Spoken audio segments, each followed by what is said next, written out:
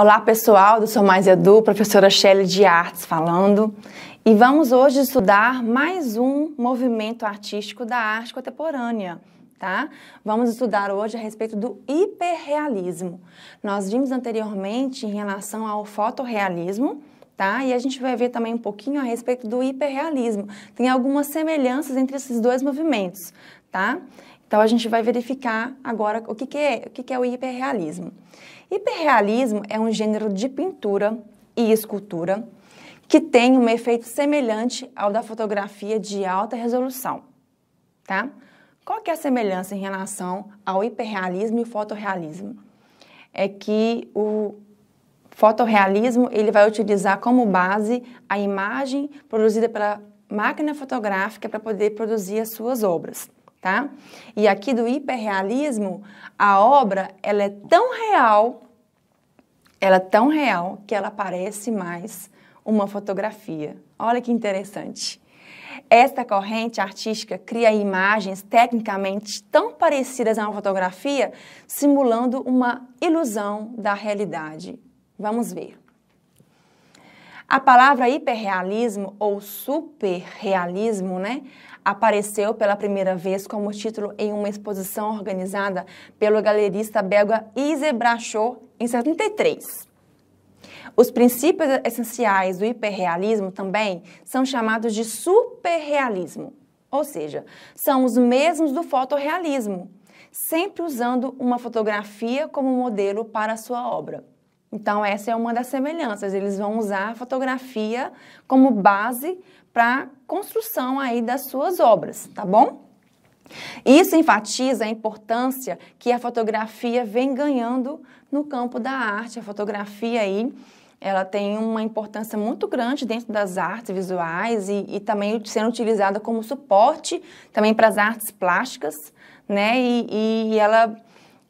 com a vinda dela e a evolução da fotografia, veio a contribuir muito em relação às expressões artísticas dentro da arte contemporânea e dos outros movimentos também que vem surgindo ao longo dos tempos, tá? Então, hiperrealismo e fotorrealismo. Qual seria a diferença entre eles? Vamos verificar. A diferença em relação ao fotorrealismo está na maior minúcia dos detalhes e na autodefinição geral da imagem, que torna os objetos representados aparentemente mais palpáveis e concretos, com uma ilusão de realidade maior do que a própria fotografia. Olha que incrível! Tem uma ilusão de realidade muito maior do que a própria fotografia. E a gente vai ver algumas obras nos próximos slides e vocês vão ver como que é muito real mesmo, tá?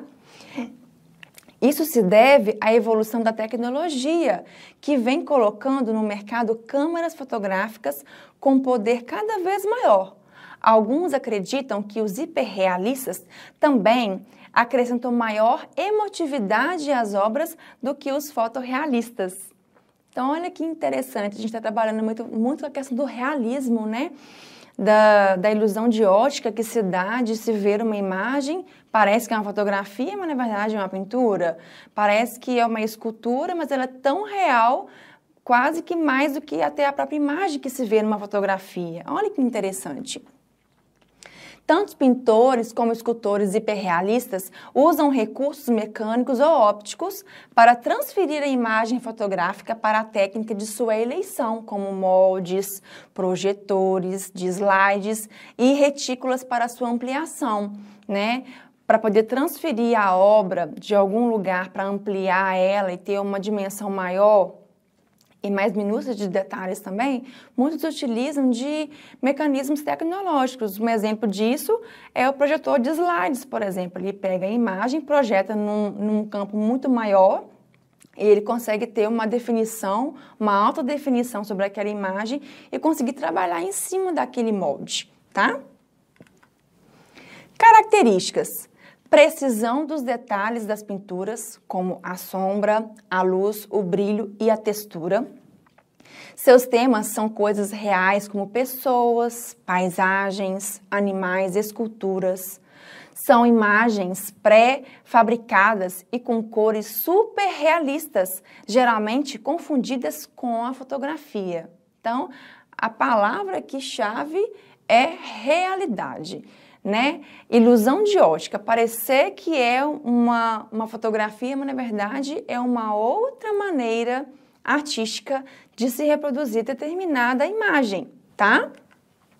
Então, olha só. As técnicas usadas são com o uso do aerógrafo, que é essa pistolinha aqui, ó, de tinta. Eles colocam a tinta aqui dentro e ele sopra a tinta por meio de um compressor e o artista vai pintando a obra, igual ele está fazendo aqui, ó, tá? Por exemplo, que nunca toca a tela, né? Esse aerógrafo aqui, ele vai soprando a tinta onde o artista quer que a tinta vai pegando. Ele não toca a tela, é a distância e o ar que vai jogando a tinta naquela tela. Então, portanto, não deixe impressas as marcas do gesto e do pincel. Permite o controle da quantidade de tinta a ser empregada e a sua distribuição regular. Cada área do quadro é pintada do mesmo modo. A pintura obtida, nesse caso, é lisa, sem texturas nem empaches, sendo bem mais difícil de produzir do que do modo convencional.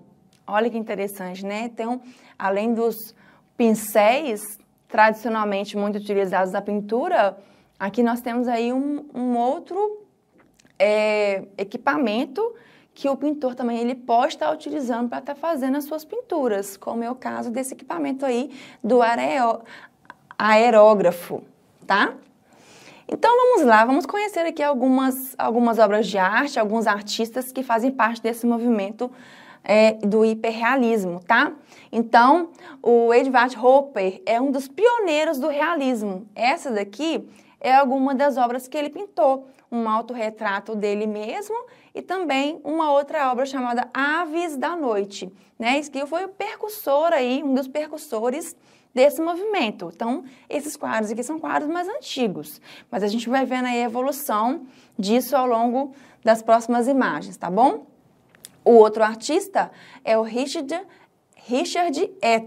Estes, tá? Isso daqui também não é uma fotografia, é um quadro pintado, mas parece que é uma fotografia, né?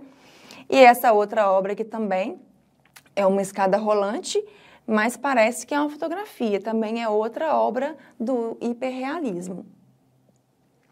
Esse outro artista, do Gottfried, ele fez aí a cópia fiel da sua neta. Aqui está ela e aqui está a imagem dela. Olha só o tamanho que ficou, né? Os detalhes de luz e sombra que ele utilizou para poder fazer essa obra. E como que ele foi muito detalhista para se fazer esse tipo de retrato, né? E aqui a gente tem um artista que ele é muito conhecido. Essas obras aqui, elas são muito conhecidas e impressionantes pelo tamanho que elas são e também pela riqueza de detalhes e como que elas parecem reais, parece realmente que é um ser humano de verdade, porém em tamanho gigante. O artista Ron Mueck, ele trabalha muito com esse tipo de escultura, utilizando aí as pessoas, tá? Então, olha só como que é muito real um rosto de um homem deitado, como se estivesse dormindo, mas atrás ele mostra como é que é atrás, tá vendo? Que ele é só a parte da frente e é muito real. Esse bebê aqui, olha só, em relação à pessoa que está passando, olha como que é grande essa escultura.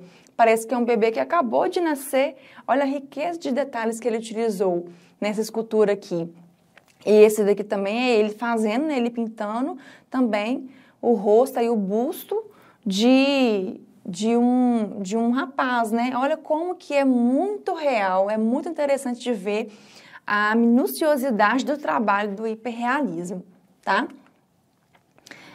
Um outro artista também, o Sam Jinks, ele também trabalha com esculturas de pessoas e muito real mesmo, né? Uma senhora segurando um bebezinho no colo e é uma escultura bem grande essa escultura aqui, tá?